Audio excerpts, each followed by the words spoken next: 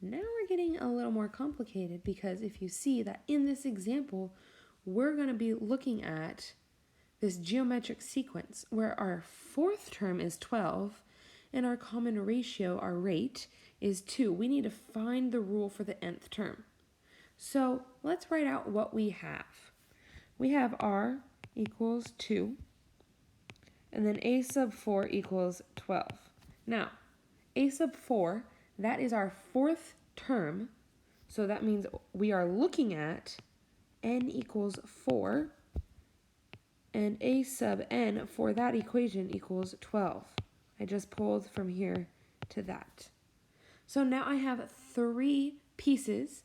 I just don't know my first term to write the actual equation. So what I'm going to do, if you guys look, we've got a sub n equals a of 1 times our rate raised to the n minus 1. I'm going to go ahead, plug in what I have.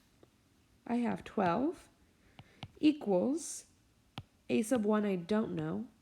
My rate is 2, and it's raised to the 4 minus 1. So that is 12 equals a sub 1 times 2 to the third. That is 12 equals 8. A to the first, I divide by 8. And my a to the first is 1.5. So now I can go ahead and write out that rule. It's a sub n equals 1.5 times 2 to the n minus 1. It's just as if you guys were doing it with x and y, we're doing it with n and a sub n. Now, next up we need to go ahead and we need to graph the first 6 terms of the sequence. Now, the most logical thing in this case would be to make a table. So I'm going to go ahead and make this a little smaller, change that background to white. Give me a second. There we go, and now it blends in a little better, and I have more room to work. All right, let's create this table. Now, you can do a vertical table or a horizontal table. Doesn't matter, I always do vertical, but I'm going to do a horizontal right now. So we need to graph the first 6 terms, which means we're looking at 1, 2, 3, 4, 5, and 6 for our terms that we're going to plug in. Go ahead, plug them in to the equation. You should get 1.5, 3, 6. Now, once I have my first term, I know what each output's going to be doing. It's going to be multiplying by 2, so I don't even have to actually test them or actually plug them into the equation every single time. Once I start with my first one, I can go up with that growth rate. So don't sit there and work on plugging all of them in. There's a nice trick that will save you time and energy. All right, go ahead, throw that graph in.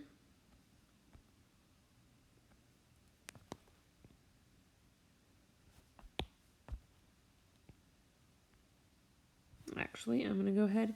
The reason why I'm actually going to change these axes is because we're only looking at positive values. I'm going to make that my y-axis, and I'm going to go all the way down here for my x-axis. The reason why I'm doing this is because of these values that I'm looking at. Okay, I'm going to have to scale my axes a bit. If you notice, I go from 1.5 to 48. So what I should do is I'm going to have my x-axis like this. That's 1, 2, 3, 4, 5, and 6. And then my y-axis, let's see. I'm trying to get creative here so that it fits. I'll go up 3 for 10. 10, 20, 30.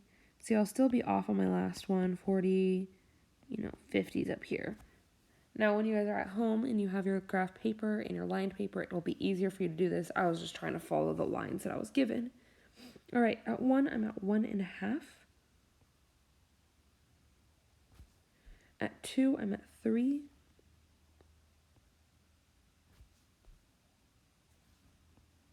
More like it close to that piece. 3, I'm at 6. 4, I'm at 12. These axes are not ideal, but we're working with them. At 5, I'm at 24.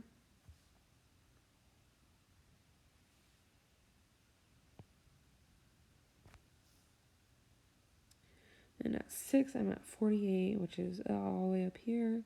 And am I drawing a line? No, I am not. Do not draw a line. It is a scatter plot. Make sure that you get it in your head. Sequences, I cannot have a 1.5 term. I only have those whole number terms. So make sure that you don't draw a line. They are discrete. The points do not connect.